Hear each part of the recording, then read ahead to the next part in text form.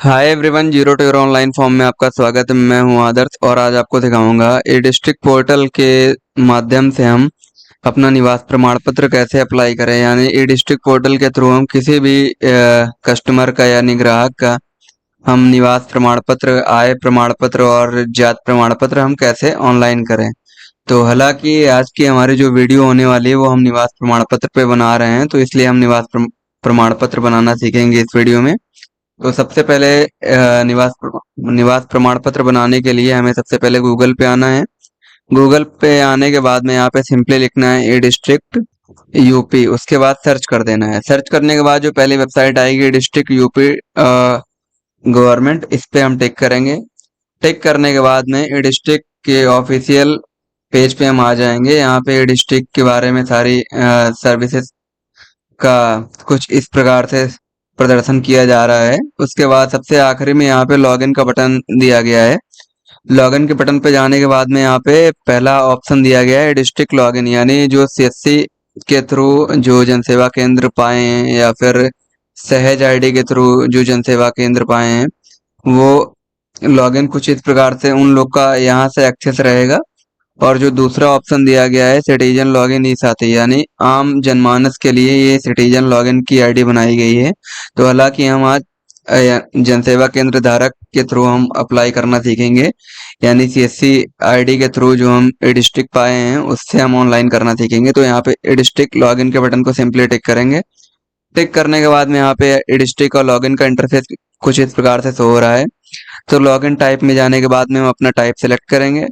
Type select करने के बाद में यहाँ पे यूज़र नेम बोला जा रहा है, तो यहाँ पे यूज़र नेम में हम डिस्ट्रिक्ट का यूज़र नेम फिल करेंगे और पासवर्ड में पासवर्ड फिल करेंगे। हमारे में आईडी पासवर्ड एटो सेव है, इसलिए यहाँ पे सजेस्ट कर रहा है, तो हम उसे टिक कर लिए हैं। टिक करने के बाद में यहाँ पे कैप्चा कोड शो हो रहा है, तो कैप्चा कोड सिंपली हम यहाँ पे फिल करेंगे। फिल करने के बाद में लॉगिन के बटन को सिंपली प्रेस करेंगे। प्रेस करते ही डिस्ट्रिक्ट का डैशबोर्ड बोर्ड कुछ इस प्रकार से शो हो रहा है। डिस्ट्रिक्ट का डैशबोर्ड कुछ इस प्रकार से शो होने लगा है। शो होने के बाद में यहाँ पे डिस्ट्रिक्ट का डैशबोर्ड है, यहाँ पे प्रमाण पत्र वाले कॉर्नर में हमें आना है। उसके बाद जाति प्रमाण पत्र हिंदी, यानी हिंदी का जाति प्रमाण पत्र कैसे ऑनलाइन होता है वो पहले वाले ऑप्शन पे टिक करेंगे। दूसरा इंग्लिश वाला, यानी जो सेंट्रल बोला जाता है, सेंट्रल कास्ट। उसके बाद आय प्रमाण पत्र और उसके बाद निवास प्रमाण पत्र। तो आज का हमारा वीडियो जो था निवास प्रमाण पत्र बनाने के लिए, तो हम इस पे टिक करेंगे। टिक करने के बाद में यहाँ पे निवास प्रमाण पत्र सेवा हेतु आधार ई केवाईसी सत्यापन का ऑप्शन दिया गया है। तो सिंपली यहाँ पे कस्टमर यानी ग्राहक का हम आधार नंबर यहाँ पे फिल करेंगे। फिल करने के बाद में यहाँ पे इंटर सिक्योरिटी कोड में यहाँ पे कैप्चा कोड शो हो रहा है, तो कैप्चा कोड सिंपली यहाँ से फिल करेंगे। फिल करने के बाद में यहाँ पे मैं सहमति वाला यानी चेक बॉक्स पर टिक करके हम सहमति देते हैं। उसके बाद सबमिट के बटन को सिंपली प्रेस करेंगे। प्रेस करते ही यहाँ पे निवास प्रमाण पत्र सेवा हेतु आधार ई केवाईसी सत्यापन के पेज पे यहाँ पे इंटर ओटीपी का ऑप्शन शो हो रहा है। यहाँ पे ओटीपी आधार पंजीकृत मोबाइल नंबर पर भेज दी गई है, जिसका लास्ट 4 डिजिट यहाँ पे शो कर रहा है। तो यहाँ पे इंटर ओटीपी वाले ऑप्शन में जाके हम इंटर ओटीपी फिल करेंगे। ओटीपी फिल करने के बाद में यहाँ पे सिंपली सबमिट के बटन को प्रेस करेंगे। प्रेस करते ही निवास प्रमाण पत्र हेतु आवेदन पत्र का जो पेज है ओपन होके आ जाएगा, जहाँ से हम अपना आवेदन अप्लाई कर पाएंगे।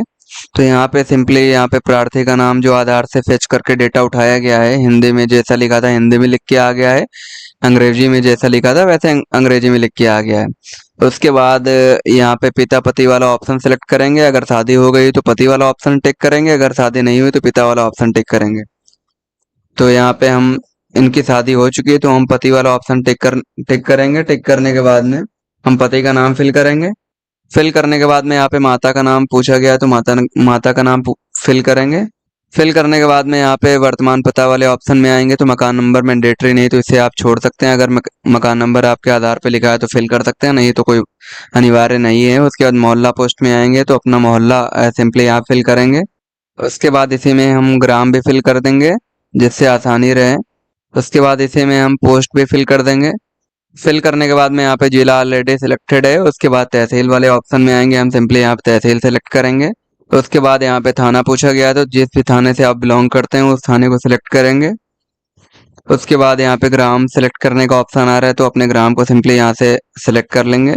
सिलेक्ट करने के बाद में यहाँ पे जन्म तिथि ऑलरेडी यहाँ से आधार से फेच होके आ चुकी है, उसके बाद जन्म का स्थान यहाँ पे पूछा गया है, यानी लेडीज का मायका कहाँ पे है, तो मायके मायके का स्थान यहाँ पे फिल करेंगे। फिल करने के बाद में यहाँ पे मोबाइल नंबर पूछा गया है, तो मोबाइल नंबर यहाँ पे सिंपली फिल करेंगे। फिल करने के बाद में यहाँ पे निवास की अवधि पूछी गई, यानी आप जन्म से यहाँ से निवास कर रहे हैं तो जन्म से वाले ऑप्शन पे टिक कर देंगे। अगर आपकी शादी हो चुकी है किसी दूसरे ग्राम सभा में, यानी किसी दूसरे गांव में आप निवास कर रहे हैं, तो वहाँ पे कितने वर्ष से आप निवास कर रहे हैं उस वर्ष को यहाँ पे सिंपली फिल करेंगे। फिल करने के बाद में यहाँ पे प्रमाण पत्र बनवाने का कारण पूछा गया है, तो यहाँ पे आप अपना कारण फिल करेंगे। अगर आपका कोई कारण नहीं है तो आप यहाँ पे सिंपली आवश्यक कार्य भी फिल कर सकते हैं, जिसमें आवश्यक कार्य यानी सभी कार्यों को बिलोंग करेगा। उसके बाद यहाँ पे 18वें नंबर का ऑप्शन है अटैचमेंट टाइटल वाले, तो हम इस पे सिंपली पहला ऑप्शन टिक करेंगे फोटो का, तो हम फोटो यहाँ सेलेक्ट करने के बाद में यहाँ पे चूज फाइल के ऑप्शन पे टिक करेंगे। उसके बाद फोटो हम कस्टमर का सेलेक्ट करेंगे। फोटो सेलेक्ट करने के बाद में दूसरा ऑप्शन दिया जाता है जो स्वप्रमाणित घोषणा पत्र का। जो स्वप्रमाणित घोषणा पत्र है वो मैंडेटरी है हर एक फॉर्म के लिए, यानी डिस्ट्रिक्ट से जितने भी आवेदन होते हैं उसके लिए स्वप्रमाणित घोषणा पत्र मैंडेटरी होता है, तो हम स्वप्रमाणित घोषणा पत्र सिलेक्ट करेंगे। सिलेक्ट करने के बाद में यहाँ पे अपलोड के बटन को सिंपली प्रेस करेंगे। प्रेस करते ही हमारा स्वप्रमाणित घोषणा पत्र अपलोड हो चुका है। उसके बाद तीसरा ऑप्शन आता है हमारा अन्य का, तो हम अन्य में जाएंगे। क्योंकि यहाँ पे आधार कार्ड का ऑप्शन शो नहीं हो रहा है, इसलिए अन्य में जाने के बाद में यहाँ पे हम कौन सा डॉक्यूमेंट है उसका नाम लिखेंगे, जैसा कि मेरा डॉक्यूमेंट है आधार कार्ड। उसके बाद चूज फाइल के ऑप्शन पर टिक करके हम आधार कार्ड सिलेक्ट करेंगे। उसके बाद अपलोड कर देंगे। अपलोड करने के बाद में अब बात आती है पहले के समय में क्या होता था। सिंपली आधार और फोटो और सौ प्रमाणित घोषणा पत्र लगाने से ही हमारा काम चल जाता था। लेकिन अब क्या हो रहा है, जब से एसआईआर वाला सिस्टम आया है तब से निवास बनना थोड़ा मुश्किल पड़ रहा है। उसके लिए या तो आपके पास परिवार रजिस्टर नकल की कॉपी हो, उसके थ्रू आपका बहुत आसानी से बन जाता है। सबसे पहला वही मैंडेटरी डॉक्यूमेंट होता है। अगर वो आपके पास नहीं है तो उसके उपलक्ष्य में आप अपने पति का आधार भी लगा सकते हैं, तो उससे भी काम चल जाता है। अधिकतर जो निवास प्रमाण पत्र हैं वो जारी कर दिए जाते हैं पति का आधार देखने के बाद में। तो यहाँ पे हम सिंपली दूसरा ऑप्शन दूसरा जो हम डॉक्यूमेंट अपलोड कर रहे हैं वो पति का आधार है। पति का आधार ऑप्शन लिखने के बाद में यहाँ पे चूज फाइल के ऑप्शन को टिक करेंगे, पति का आधार सेलेक्ट करेंगे। उसके बाद अपलोड के बटन को सिंपली प्रेस कर देंगे। प्रेस करते ही हमारा डॉक्यूमेंट सक्सेसफुली अपलोड हो चुका है। उसके बाद यहाँ पे इंटर सिक्योरिटी कोड का ऑप्शन दिया जा रहा है, तो यहाँ पे हम कैप्चा कोड को फिल करेंगे। फिल करने के बाद में यहाँ पे दर्ज करे वाले ऑप्शन को सिंपली टिक करेंगे।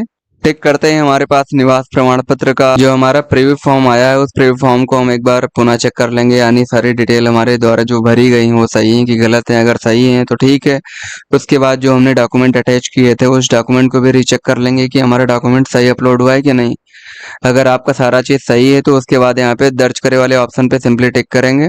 टिक करते ही ओटीपी वेरीफाई करें का ऑप्शन आ गया। यहाँ पे ओटीपी जिस मोबाइल नंबर जो आपने स्व प्रमाणित घोषणा पत्र पे फिल किया था और जो आपने फॉर्म भरते वक्त जो मोबाइल नंबर फिल किया था उस मोबाइल नंबर पे ओटीपी भेज दी गई है, तो कृपया करके उस ओटीपी को यहाँ पे फिल करें। ओटीपी फिल करने के बाद में यहाँ पे वेरीफाई ओटीपी के बटन को सिंपली प्रेस करेंगे। प्रेस करते ही हमारा जो फॉर्म है पेमेंट गेटवे पे रिडायरेक्ट कर गया है। यहाँ पे सीएससी आईडी हमारी शो हो रही है। यहाँ पे हमें सिंपली पासवर्ड फिल करना होगा। पासवर्ड फिल करने के बाद में यहाँ पे वैलिडेट के ऑप्शन को सिंपली टिक करेंगे। टिक करते ही यहाँ पे वॉलेट वॉलेट की कुछ डिटेल इस प्रकार से शो हो रही है। यहाँ पे हमें वॉलेट पिन फिल करना होगा जहाँ से हमें पेमेंट डिडक्ट करना है। उसके बाद पे वाले ऑप्शन पे हमें सिंपली टिक कर देना है। हमारा पेमेंट सक्सेस हो चुका है। हमारा पेज रिडायरेक्ट कर गया है। पेमेंट सक्सेसफुल का मैसेज भी शो हो रहा है यहाँ पे। प्रोसीड और फॉरवर्ड टू अप्रूवल अथॉरिटी को हमें भेज देना है। इस पे सिंपली टिक करना है। टिक करते ही हमारा पावती रसीद कुछ इस प्रकार से शो होने लगेगा। इसमें मतलब कस्टमर का जो है आवेदन संख्या वगैरह, यानी किस फॉर्म को हमने फिल किया है, यानी सेवा का नाम, निवास प्रमाण पत्र, आवेदक का नाम, आवेदक के पिता पति का नाम, ये सारा चीज डिटेल इसमें फिल होके आ गया है, मतलब शो होने लगा है। शो होने के बाद में यहाँ पे कितने रुपए का फीस कटा है ये सारा डिटेल इस पे शो कर रहा है। तो उम्मीद करते हैं हमारा ये वीडियो आपको पसंद आया। अगर वीडियो पसंद आया तो हमारे वीडियो को लाइक करें, चैनल को सब्सक्राइब करें। मिलते हैं किसी नेक्स्ट वीडियो में, तब तक के लिए जय हिंद, जय भारत।